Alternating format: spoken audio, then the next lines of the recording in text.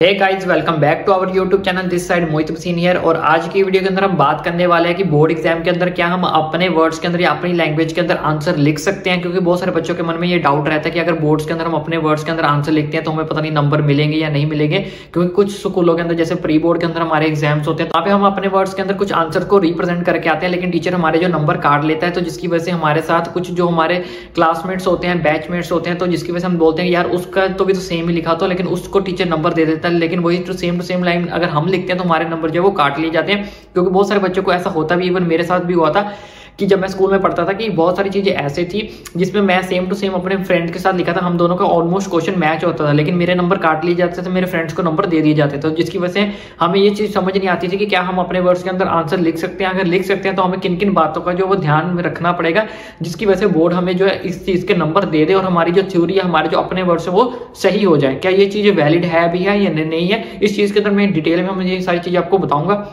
और बहुत सारे डाउट भी इस वीडियो के अंदर आपके जो है वो क्लियर हो जाएंगे। तो सबसे पहले आज समझते हैं इस चीज को कि क्या हम बोर्ड के अंदर अपने वर्ड्स को लिख सकते हैं या नहीं लिख सकते। अगर लिख सकते हैं तो किस रीजन की वजह से लिख सकते हैं। तो पहले यहाँ पे इस चीज समझो, हमारा मेन क्वेश्चन क्या है इस वीडियो का, आवर वर्ड आंसर। क्या हम अपने वर्ड्स के अंदर आंसर लिख सकते हैं या नहीं लिख सकते। Second thing, if you right anything, इसका मतलब यही नहीं है कि अब अपने वर्ड्स में आंसर लिखना है तो आप कुछ भी चेप के आ जाओगे, कुछ भी लिख के आ जाओगे। क्योंकि बहुत सारे बच्चों को होता है कि यार कुछ भी लिखाओ, जो बोर्ड के अंदर नंबर तो मिल ही जाना, मैं पास हो जाऊंगा। दूसरा उनके मन में होता है कि फिल द पेजेस, क्या मैं पेजेस फिल कर देता हूं। एक क्वेश्चन को बहुत सारे बच्चे ऐसा भी करते हैं, अगर 40 वर्ड का आंसर लिखना होता है उसको 70 वर्ड्स का कर देते हैं, या फिर एक पेज का कोई थ्योरी का क्वेश्चन लिखना होता है उसको 2 पेजेस में लिख देते हैं। यानी कि क्या कर देते हैं, जो बोर्ड की शीट्स होती हैं उस चीज को फिल करने में लग जाते हैं कि पेपर ज्यादा भरा होगा तो ज्यादा मार्क्स मिल जाएंगे और मैं पास हो जाऊंगा। तो क्या ये चीज वैलिड है या नहीं वैलिड, तो ये चीज दोनों ही वैलिड नहीं है। इसका मतलब ये नहीं है कि अगर आप अपने वर्ड्स में आंसर लिख सकते हो तो आप कुछ भी लिख के आ जाओगे, तो ये चीज आपकी जो है क्रॉस हो जाएगी, गलत हो जाएगी। इसका मतलब ये नहीं है कि आप कुछ भी उसमें चेप आओगे। दूसरी चीज, बहुत सारे बच्चों के मन में ये भी डाउट रहता है कि मैं पेजेस को फिल कर दूंगा तो क्या मुझे आंसर मिल जाएंगे, या फिर मैं बोर्ड के अंदर बहुत सारी शीट्स को अपनी लैंग्वेज में कुछ भी लिखते पेजेस भर दूंगा तो मैं पास हो जाऊंगा। तो ये भी आपकी जो थ्योरी है वो गलत होने वाली। ऐसा बोर्ड के एग्जाम के अंदर कुछ नहीं होता। क्योंकि बोर्ड एग्जाम के अंदर जो भी आपका टीचर एग्जामिनर आपका पेपर चेक करता है वो उस टीचर के रिलेटेड होता है। मान लो जैसे आपने इंग्लिश का पेपर कंडक्ट किया तो आपका पेपर भी इंग्लिश टीचर ही चेक करेगा, तो उसको थोड़ी बहुत थ्योरी के बारे में और थोड़ी बहुत ही उन चीजों के बारे में नॉलेज होगी, जो चीज आप उसके अंदर लिख के आओगे, या फिर वो चैप्टर्स के बारे में नॉलेज होगी, जो आपसे जो क्वेश्चन आपसे पूछे जाएंगे, ईच एंड एवरीथिंग उनको जो है वो नॉलेज होती ही होती है। ऐसा बिल्कुल नहीं है कि अगर आप इंग्लिश का पेपर दे रहे हो तो आपका जो पेपर है वो हिंदी का टीचर चेक कर रहा है या फिर मैथ्स का टीचर चेक कर रहा है, जिसको बिल्कुल भी नॉलेज नहीं है, और आप कुछ भी लिखाओगे तो आपका जो सही कर दिया जाएगा। ठीक है, तो ये चीज आपने बिल्कुल भी नहीं करनी कि आप लिख सकते हो। ठीक है, तो यहाँ पे ये चीज लिखा है दिस इज वैलिड और नॉट। ठीक है, क्या ये चीज वैलिड है या नहीं वैलिड। पहली बात तो ये चीज क्या है, वैलिड है कि आप अपनी लैंग्वेज के अंदर आंसर लिख सकते हो, इसमें कोई रोक टोक नहीं है, कोई आपको मना नहीं करेगा, कोई आपके जो है वो नंबर नहीं काटेगा। लेकिन अब आपके नंबर जो कटते कैसे हैं वो चीज मैं आपको समझाता हूँ। देखो, सबसे पहले तो आपका करेक्ट मीनिंग होना चाहिए। मान लो जो चीज अगर आपसे क्वेश्चन पूछा गया है, आपका उसके साथ जो आप अपना आंसर लिख रहे हो वो आपको उससे मैच करना चाहिए। मैच कैसे करेगा वो मैं आपको बताता हूँ। It means you know anything in Hindi और अदर लैंग्वेज। क्योंकि हम जैसे मान लो कोई चैप्टर को समझते हैं या फिर चैप्टर को पढ़ते हैं, हमें उसका हिंदी के अंदर मतलब पता है या फिर किसी अदर लैंग्वेज में उसका मतलब हमें पता है, तो देन यू कैन राइट, तो आप उसको ट्रांसलेट करके इंग्लिश में उस चीज को क्या कर सकते हो, रिप्रेजेंट कर सकते हो। इट डज नॉट मीन कि आप जो है कुछ भी अपनी लैंग्वेज के अंदर लिखाओगे और वो आपका सही हो जाएगा। इट मीन्स कि आपने कोई चैप्टर या कोई थ्योरी अगर आपने पढ़ी है, वो जो थ्योरी है वो आपको हिंदी में पता थी या फिर किसी अदर लैंग्वेज के अंदर पता थी, आप उसको इंग्लिश में ट्रांसलेट करके रिप्रेजेंट करके लिख सकते हो, जिससे टीचर को पता चल जाता है कि इस बच्चे ने चैप्टर या फिर इस चीज को अच्छे से समझा हुआ, लेकिन इसने जो वर्ड्स रिप्रेजेंट किए गए हैं वो उसने अपने वर्ड्स रिप्रेजेंट किए गए, लेकिन जो आपकी थ्योरी जो आपने लिखी गई है वो सारी जो है वो चैप्टर से मैच करती है या फिर क्वेश्चन से मैच करती है। इतना तो आप भी समझते हो कि जितनी भी बड़ी क्लासेस हैं, चाहे वो 9th की है, 10th की है, 12th की है, तो उसके अंदर हम जितना भी हम बड़े होते जाते हैं तो उसके अंदर हमें डिट्टो कॉपी जो है कॉपी टू कॉपी बुक्स के याद नहीं होता है, सेम टू सेम हमें बुक वाला याद नहीं रहता है। हमें अपनी थ्योरी को क्या करना पड़ता है, उसमें घुसाना ही पड़ता है, क्योंकि हमें कुछ टॉपिक्स के बारे में नॉलेज होती है, हमने सिर्फ टॉपिक्स को समझा होता है, लेकिन जब उसको रिप्रेजेंट करना होता है तो हमें अपनी लैंग्वेज के अंदर रिप्रेजेंट करना होता है। या फिर कुछ बच्चे ऐसे भी हैं बोर्ड्स के अंदर की कोई गाइड्स को फॉलो करता है, कोई एनसीईआरटी को फॉलो करता है, कोई किसी रेफरेंस बुक को फॉलो करता है, तो सबकी अपनी अपनी चॉइस होती है कोई आर डी शर्मा को फॉलो करता है, तो ईच एंड एवरी स्टूडेंट की अपनी अपनी चॉइस होती है और अपनी अपनी प्रेफरेंस होती है। तो उसका मतलब क्या होता है, सबकी अपनी अपनी थ्योरी जो होगी वो डिफरेंट होगी, क्योंकि आप डिफरेंट बुक उठाओगे तो सब उसके अंदर डिफरेंट थ्योरी लिखी होगी, डिफरेंट लैंग्वेज में लिखा होगा, लेकिन एट लास्ट उसका मीनिंग सेम ही होगा। लेकिन सब चीज़ों की रिप्रेजेंट करने का जो तरीका है वो सब सारी बुक्स का क्या क्या होगा, अलग अलग होगा। अब जो आपका मान लो टीचर भी जो चीज़ आपका पेपर चेक कर रहा है उसने भी तो ऑब्वियसली सारी बुक्स तो नहीं पढ़ रखी होंगी, इतनी सारी बुक्स आती हैं, हर ऑथर की डिफरेंट डिफरेंट बुक्स आती है, हर ऑथर ने अपनी डिफरेंट डिफरेंट थ्योरी दे रखी है। तो टीचर को भी एग्जैक्ट मीनिंग का पता होता है कि अगर उसने ये मीनिंग का क्या आंसर हो सकता है, ये क्वेश्चन का क्या आंसर हो सकता है, और इस क्वेश्चन को किस तरह से बच्चा जो है वो रिप्रेजेंट करके लिख सकता है, और इस क्वेश्चन के अंदर कौन कौन से आपके जो मेन पॉइंट्स होते हैं वो बच्चे ने लिखे हैं या फिर नहीं लिखे। तो ये सब चीजों का आपको जो ध्यान रखना है, क्योंकि बहुत सारे बच्चे किसी भी क्वेश्चन को अगर रिप्रेजेंट करने बैठते हैं तो मान लो अगर उस क्वेश्चन को अगर आपने 40 to 50 वर्ड्स में बोला गया कि लिखने के लिए, इसके लिए मैंने एक सेपरेट वीडियो भी बनाई थी, पता नहीं आपने वो वीडियो देखी या नहीं देखी, उस वीडियो का लिंक मैं आपको डिस्क्रिप्शन बॉक्स में दे दूंगा। इस चीज का ध्यान रखना, क्योंकि बहुत सारे बच्चों को इसमें भी डाउट आता है कि अगर आपको पेपर में बोला गया 40 to 50 वर्ड्स ही आपने जो है लिखने हैं, तो बच्चे 70 वर्ड्स लिखाते हैं, 80 वर्ड्स लिखाते हैं, तो क्या वो 70-80 वर्ड्स आपके लिए सही होंगे? क्या उससे आपका नेगेटिव इंप्रेशन पड़ेगा, पॉजिटिव इंप्रेशन बढ़ेगा, या फिर ज्यादा लिखने से आपके नंबर कटते हैं या नहीं कटते? वो सब कुछ मैंने उस चीज के अंदर रिप्रेजेंट करके दिया है, ईच एंड एवरीथिंग आपको समझाया है। उस वीडियो का लिंक आपको नीचे डिस्क्रिप्शन बॉक्स में मिल जाएगा, वो चीज भी देखना, ताकि आप बोर्ड के अंदर अगर एक्स्ट्रा लिखने वाले हो,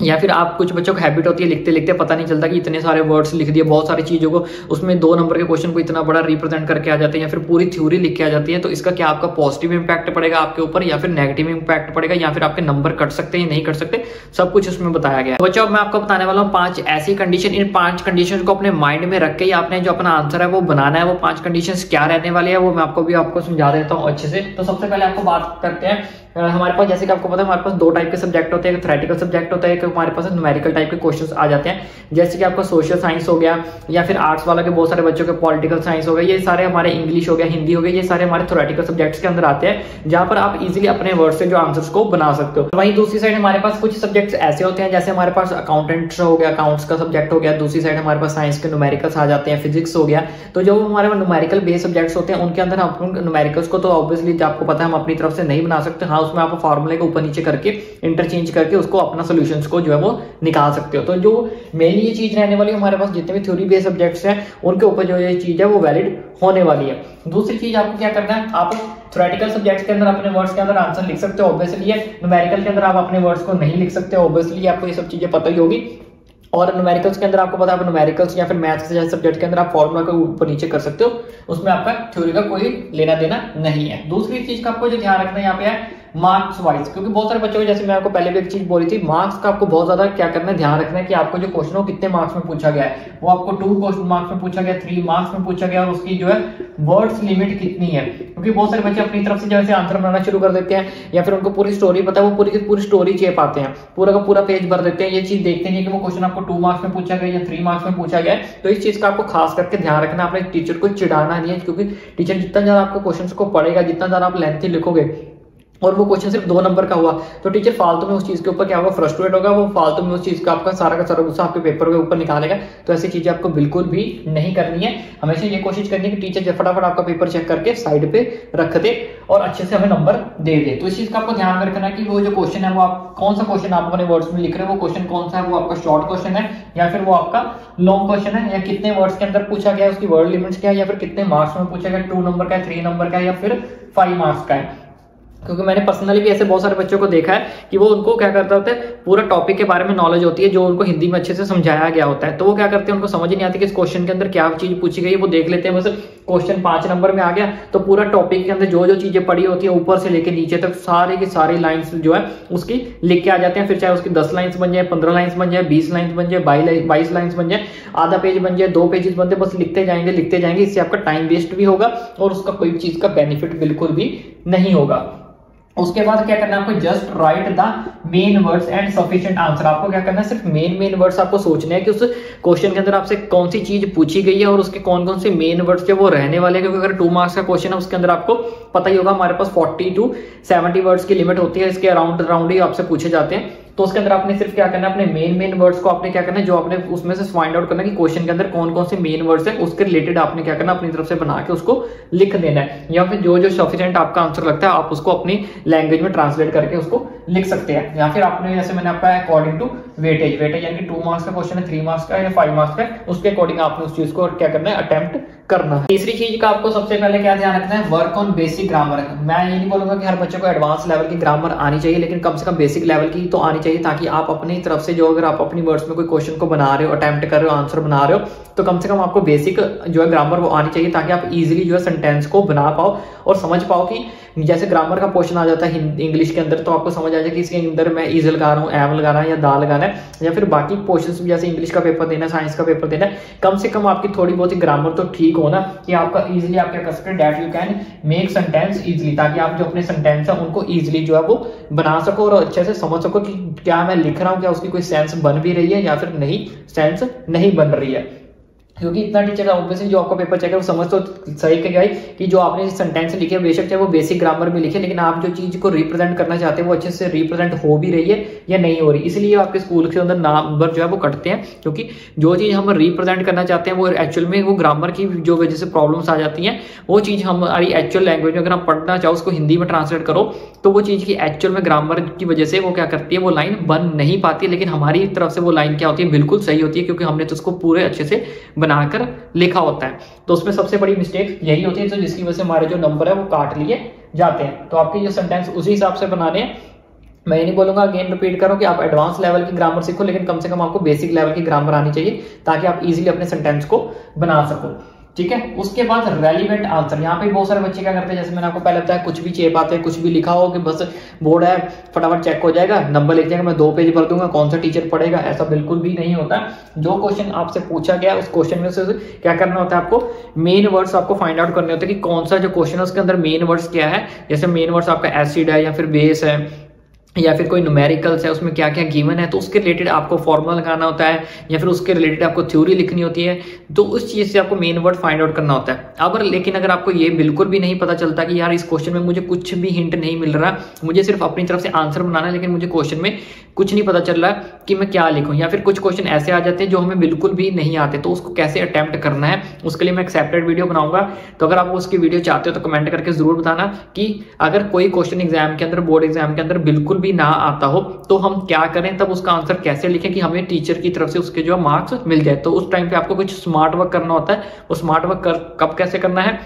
ईच एंड एवरीथिंग मैं आपको बताऊंगा, कमेंट करके बता देना, उसकी एक सेपरेट वीडियो बना दूंगा। तो यहाँ पे वो आपको यही चीज को समझना है कि आपसे जो क्वेश्चन पूछा गया है आपने उसका क्या करना है, रेलिवेंट आंसर लिखना है, जो आपका रिलेटेड टू टॉपिक हो या फिर क्वेश्चन के रिलेटेड हो। सारा कुछ आपको कुछ ना कुछ रेलिवेंट होना चाहिए उस टॉपिक के रिलेटेड या फिर क्वेश्चन के रिलेटेड, सारा कुछ अपनी तरफ से नहीं लिखना होता है। उसके बाद क्या करो, करेक्ट हेडिंग फाइंड आउट करने की कोशिश करो कि अपना जो आंसर अगर आपको अपनी तरफ से बना रहे हो तो उसमें से आपका जो मेन हेडिंग है उसको क्या करो, सबसे पहले लिख दो और उस हेडिंग को क्या कर दो, हाईलाइट कर दो, दैट हेडिंग। तब इससे क्या होगा कि अगर उसके हेडिंग लिखने के बाद अगर आपका हेडिंग सही है, हेडिंग लिखने के बाद अगर आप कुछ भी लिख देते हो तो उतना टीचर ऊपर उसके ऊपर गौर नहीं देता, ध्यान नहीं देता। लेकिन मेन आपका है कि अगर आप 100% श्योर हो कि आपका हेडिंग सही है तो उस हेडिंग को अच्छे से लिखो और उसको हाईलाइट कर दो। उसके बाद आप कुछ भी उधर उधर की लाइनें भी जो है वो लिख सकते हो, लेकिन आपका हेडिंग जो है वो 100% सही होना चाहिए। तो आई होप आपको ये वीडियो अच्छे से समझ लगी हो। फिर भी अगर आपको कोई डाउट है, कोई क्वेरी है तो ओपनली आप मुझे नीचे कमेंट करके भी पूछ सकते हो। बाकी इस वीडियो को ज्यादा से ज्यादा लाइक करें और इस वीडियो को अपने फ्रेंड्स के साथ जरूर शेयर करो। और मेरी छोटी सी लास्ट एक रिक्वेस्ट है कि चैनल को सब्सक्राइब करना